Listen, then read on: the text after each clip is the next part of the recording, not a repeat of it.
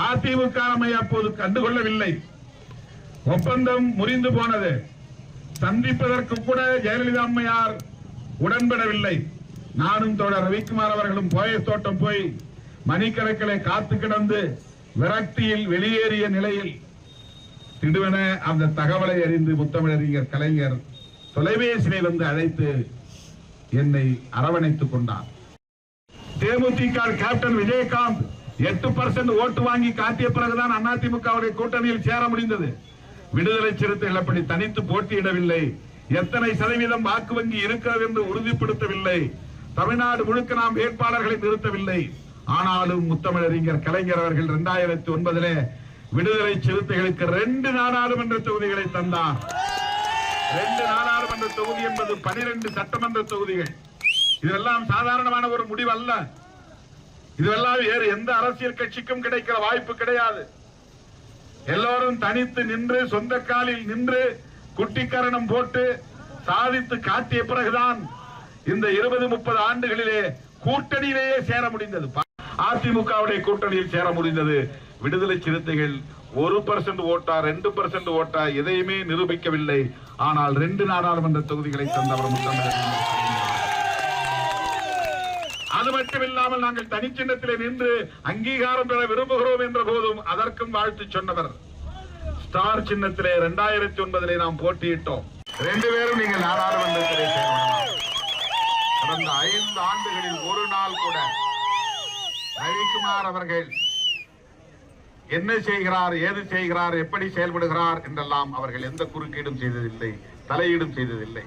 நீ ஒரே சூரியன் சின்னத்திலே நின்று வெற்றி பெற்றவர் தானே என்று எந்த கட்டுப்பாட்டையும் குறுக்கீட்டையும் செய்ததில்லை. சுதந்திரமாக அவர் செயல்பட்டார். 2021 சட்டமன்ற பொதுத் தேர்தல் 6 தொகுதிகளை நமக்கு திராவிட முன்னேற்ற கழகம் ஒதுக்கியது. 6 தொகுதியிலும் நாம் பானை சின்னத்திலே போட்டியிட்டோம். அந்த 6 தொகுதிகளிலே இன்றைக்கு 4 உறுப்பினர்கள் வெற்றி பெற்றிருக்கிறார்கள். தோழர் சிந்தனை செல்வன் காட்டுமன்னார்குடியிலே வெற்றி பெற்றார். கட்சியின் பொதுச் செயலாளர். அவரை தொடர்ந்து நம்முடைய SS பாலாஜி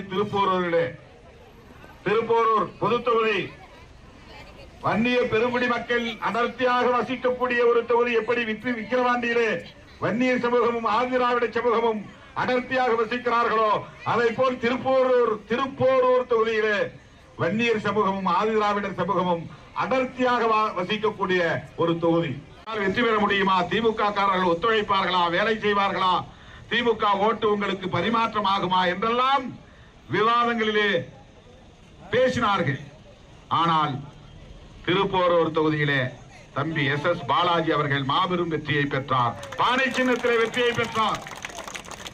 வரலாறு திருத்தி எழுதப்பட்டது.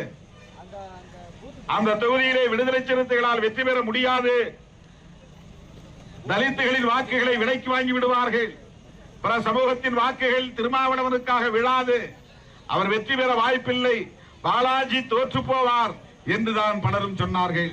ஆனால் திமுக தலைவர்கள், திமுக தொண்டர்கள் கடுமையாக பாடுபட்டு வாக்குகளை சேகரித்து பாலாஜியை வெற்றி பெற வைத்தார்கள் என்பது வரலாறு என்று முழங்க முடிகிறது. ஜெய் ஸ்ரீராம் என்று சொல்லுகிறவர்களுக்கு மத்தியிலே ஜெய் டெமோக்ரசி, ஜனநாயகம் வெல்க, ஜனநாயகம் வெல்க, அரசமைப்பு சட்டம் என்று நாங்கள் முழங்க முடிந்தது என்று சொன்னால் அதற்கான அரிய வாய்ப்பை நமக்கு வழங்கியது திராவிட முன்னேற்ற கழகம். திராவிட முன்னேற்ற கழக தலைவர் தமிழ்நாடு முதல்வர் அண்ணன் தளபதி ஸ்டாலின் அவர்கள் இருக்கிறது. மாதம் ஒரு முறையாவது ராகுல் காந்தி அவர்களோடும் மல்லிகார்ஜுன் கார்கே அவர்களோடும் அமர்ந்து பேசுகிற, சோனியா காந்தி அம்மையாரோடு அமர்ந்து பேசுகிற ஒரு வாய்ப்பு இன்றைக்கு விடுதலை சிறுத்தைகள் கட்சிக்கு கிடைத்திருக்கிறது. இது திராவிட முன்னேற்ற கழகத்தின் தலைமையிலான கூட்டணியில் நாம் அங்கம் வகிப்பதன் மூலம் கிடைத்திருக்கிற ஒரு வாய்ப்பு. ஆகவேதான் நான் உங்களை தேடி வந்திருக்கிறேன், நாடி வந்திருக்கிறேன். இந்த உறவை நாம் எப்படி போற்ற வேண்டும் என்பதை சுட்டிக்காட்டுவதற்காக வந்திருக்கிறேன். வெறும் தேர்தல் அரசியலுக்காக, வெறும் வாக்கு வங்கி அரசியலுக்காக தேர்தல் நேரத்தில் மட்டும் நட்பு பாராட்டிவிட்டு பிறகு போய் வாய்க்கு வந்ததை பேசி உறவை சிதைக்கிற ஒரு அணுகுமுறை விடுதலை சிறுத்தைகளுக்கு கிடையாது. எல்லாவற்றிலும் ஒரு நேர்மை வேண்டும்.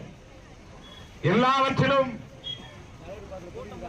அந்த நேர்மையான அணுகுமுறையின் மூலம்தான் நாம் நினைப்பதை அடைய முடியும், வெற்றியை ஈட்ட முடியும். அந்த வகையிலே தான் ஆதாயம் கருதி அரசியல் செய்யாமல் மக்கள் நலனை கருத்தில் கொண்டு நாம் அரசியல் செய்கிறோம். அந்த அடிப்படையிலே திமுகவுக்கும் விடுதலை சிறுத்தைகளுக்குமான உறவு ஒரு நல்லிணக்கமான உறவாக தொடர்கிறது, நீடிக்கிறது. அந்த உறவு மேலும் வலுப்பெறக்கூடிய வகையிலேதான் நடந்து முடிந்த நாடாளுமன்ற தேர்தல் முடிவுகள் அமைந்திருக்கின்றன.